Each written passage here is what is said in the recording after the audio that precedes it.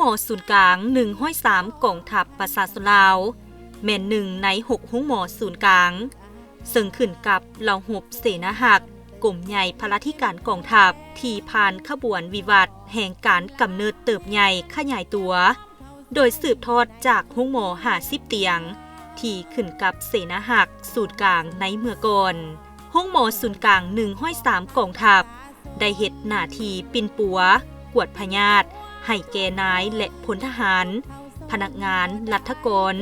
ตลอดฮอดพ่อแม่ประชาชนบรรดาเผ่าด้วยเครื่องมือที่ทันสมัยเพื่อเกี่ยมพร้อมออกปฏิบัติหน้าที่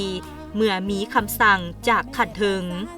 ปฏิบัตินโยบายขันสูงต่อผู้บาดเจ็บเจ็บป่วยผู้เสียองค์ค่าและเฮ็ดเวียกงานหัวมือกับต่างประเทศในบรรดาภาคพื้นและสากล